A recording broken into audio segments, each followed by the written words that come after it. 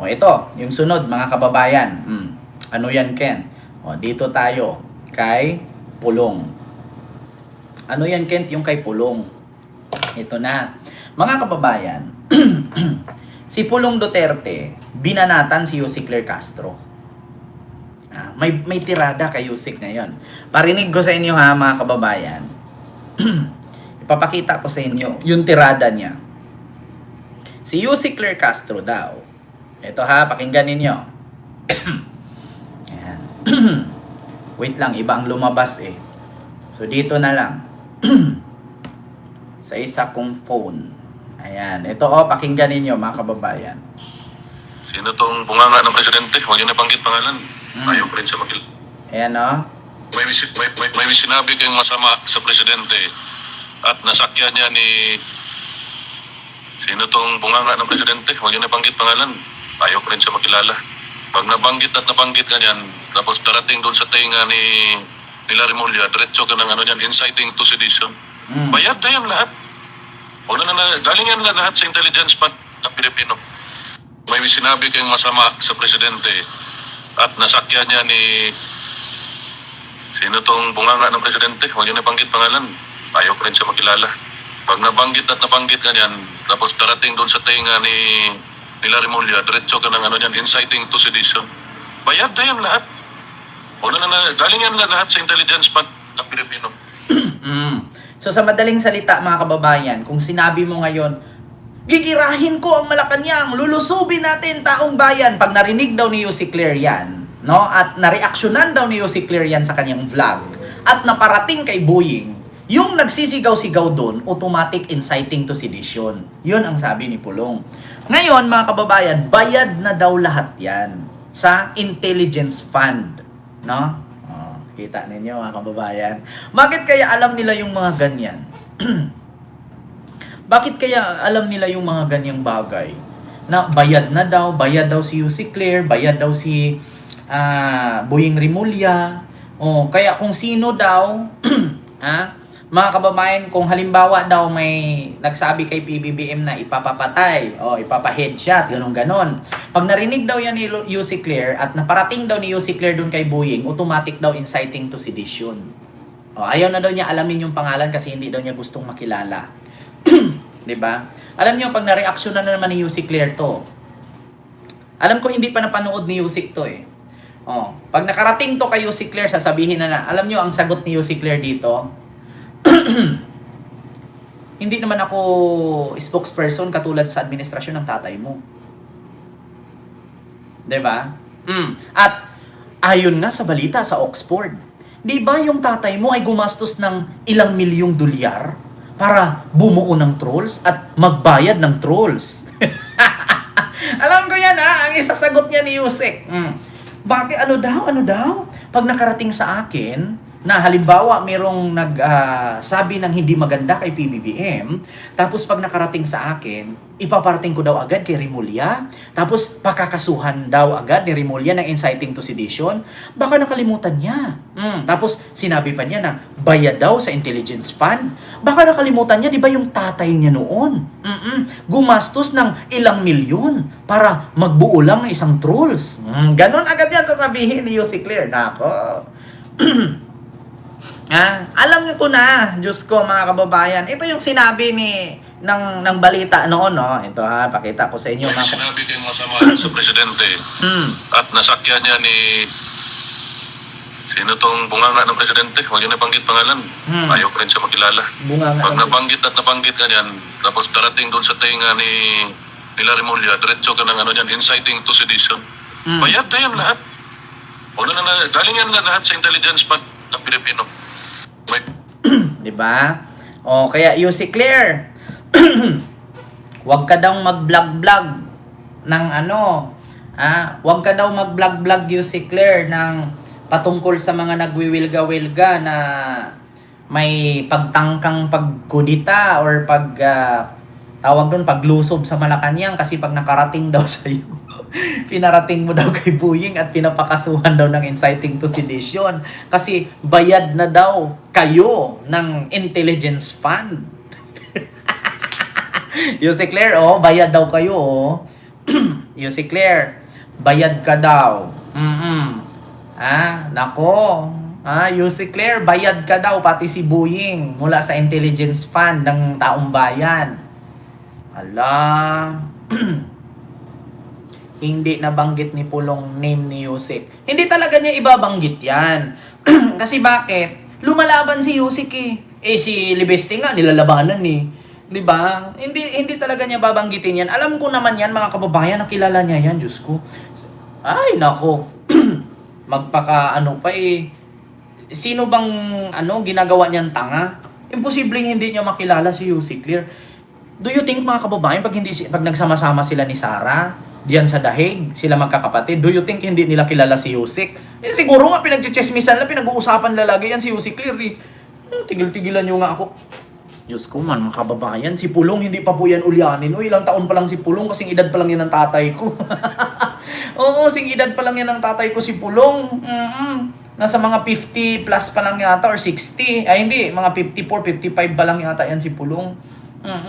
Tapos naniniwala kayo na uulyanin, hindi niya makilala. Tigilan nyo nga ako. Diba? Mahilig magkuda yan, mga yan. Pag malayo sila, pag malapitan di kaya ang style, style na duwag. Diba? Alam na nila yan, Kent. Diba? Sa totoo lang, mga Duters, ang panira sa bansa. Sa totoo lang nga, ito. Sabi ko nga, wag na kasi silang bira ng bira. Manahimik na lang kasi sila. Tapos, sa sunod eleksyon, doon nila ibuhos lahat yung lakas nila. Tapos sila naman yung mamuno sa bansa. Kung hindi nila nagustuhan yung pamumuno ni PBBM, wala na silang magawa. Diba? Oo. Diba? Wala naman silang magawa. Tayo nga, may nagawa ba tayo na kahit si Sara lakwatsa ng lakwatsa, may nagawa ba tayo? Diba wala? Hindi naman tayo nagaganyan. Hindi naman natin binira na kailangan talaga below the belt, na kailangan kung ano-anong sinasabing masakit na salita na bangag, adik, di ba?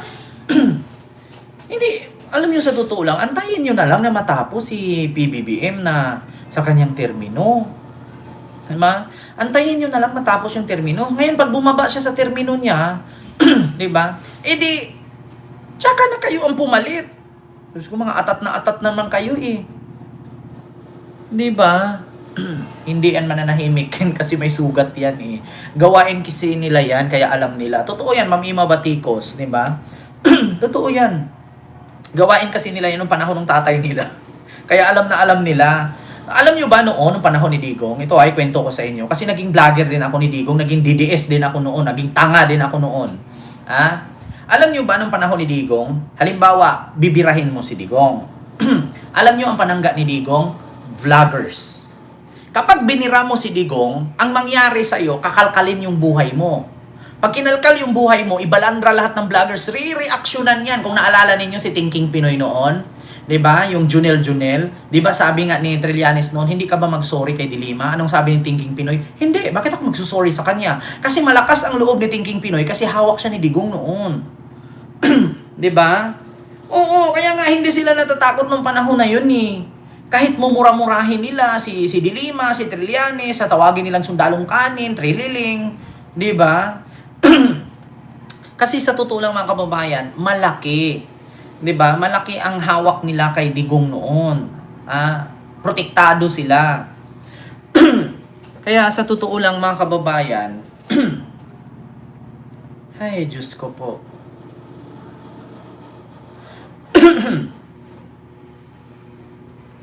O, diba? Kaya sa totoo lang, mga kababayan, yun ang sinabi ni Pulong ngayon. Sino daw yung bunganga ni PBBM na kapag halimbawa may sasabihin kayong hindi maganda sa presidente, pag narating daw yan kay Yussi Claire, kapag nakarating daw yan doon, or di kaya na-content sa vlog, ay nakakarating agad kay Remulla. Tapos pagdating kay Remulla, kay Boying, ang kaso mo agad inciting to sedition, which is totoo naman talaga. At saka, sa totoo lang, Pulong, wag mo namang i-underestimate yung utak ni Remulla. Kasi hindi naman bobo ang ombudsman or ang Korte Suprema para kasuhan agad ang isang ordinaryong tao or isang Filipino citizen na wala naman siyang sinabi doon ng pwedeng ikaso sa kanyang pagiging sedition or sedition case. 'Di ba? Kung nagsabi ka lang naman na hindi ko nagustuhan yung pamumuno ni Marcos kasi hindi ako yumaman. So, inciting to sedition na ba agad 'yon? Hindi naman siguro. 'Di ba? Marami nga mga kakamping diyan binira si Marcos, hindi naman kinasuhan ng inciting to sedition. 'Di ba? Kasi opinion nila 'yan eh. Kung sinabi nila sa panahon ni Marcos ngayon, ang daming pinatay. Kaya ayaw ko na sa Pilipinas, gusto ko na sa Mars. So, inciting to sedition agad pag narinig ni Yossi Claire yan. Bakit si Harry Roque, sinabihan ni Harry Roque na may colostomy bag si PBBM sa gilid? Na inciting to sedition na ba agad si Harry Roque? 'Di ba? Nag-react naman si Yossi Claire. Huwag nyo namang gawing bobo ang ang ombudsman at ang korte natin. Kayo lang naman yung puro sabi na walang justice system sa Pilipinas kasi nakulong ang tatay nyo. Hindi pa ba ebidensya yung pumatay ng libo-libo? Hindi pa ba ebidensya yung may witness na doon si Garma, si Matubato at si Las Cañas, pati si Asirio, ano ba yung apelido nun? Di ba? Si Jack Bingot nga, hindi nga nakulong ng inciting to sedition. Ilang beses na sinasabing kung ano-anong mga masasakit na salita. Di ba? Imposible namang hindi napanood ni Yusik yan. Tigil-tigilan nyo nga ako. Kayo kasi ina-underestimate nyo agad yung mga tao sa Pilipinas. Nakakala nyo kayo lang yung mga matatalino. Matatalino nga kayo, wala naman kayo mga kwenta. Diba? Huwag nyo namang ganunin. Hindi porkit na panood ni Yossi Claire at nakarating kay Boying, inciting to sedition agad. So ibig sabihin, kayo na yung matalino, mga bobo yung taga-ombudsman? Huwag naman ganun, ina-underestimate nyo yung tao, akala nyo kayo lang yung mga malilinis at kayo yung mga magagaling. Diba? Kaya nga mas lalo yung tao nawawala ng gana sa inyo kasi ina-underestimate nyo yung iba. May mga posisyon nga kayo nga sa gobyerno, wala naman kayong mga kwenta. Buti pa nga yung nandyan sa sinasabi ninyong mapanood lang, inciting to sedition agad. Kayo nga, wala kayong ginawa eh. Diba? Huwag nyo namang i-underestimate. Tandaan mo, si Yossi Claire, abogada yan. Alam ni Yossi Claire kung inciting to sedition ba o hindi, ang magiging kaso niyan, kung may magwawala-wala dyan. Diba? At tandaan mo si Yossi Claire Castro, cum laude yan. Compare naman dun sa kapatid mo. Hindi nga alam yung preamble. Diba? Gusto kasi nila, alam nyo, yung panahon ni Digong, silent martial law yun nung time niya. Hindi nyo ba alam yun? Kapag may nagsabi ka lang ng ganito ganyan, padampot ka agad sa NBI, kulong agad. Si Sara nga ngayon, ilang beses na pinatawag sa NBI, hindi ka na kulong-kulong eh. Tapos sasabihin pa nila, may anong tawag no ni Libeste? Na martial law daw? Ano ba yun? Sinasabi niya? Ay nako. Diba? Preambot lang alam nun. Yung preamble hindi niya alam, yung preambot alam niya. So yan lang mga kababayan, no? Ito pa, may bago. Today's turnover of Caliraya, Butukan, Kalayaan Hydroelectric Power Plant. 'Di ba mga kababayan, tignan ninyo, may bagong turnover si PBBM, Hydro Power Electric. Kay Digong walang ganyan noon.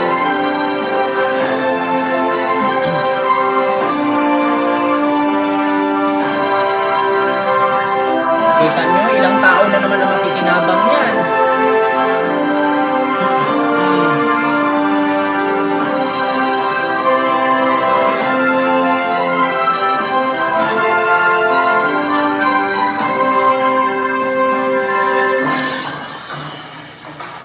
Diba? Kita ninyo, turnover na naman ang hydroelectric, no? Sa may turnover Caliraya, Butukan, Kalayaan Hydroelectric Power Plant. Diba? Marks at deliberate step toward an energy system that is steadier in the operation, smarter in design, and ready for the future that we are building.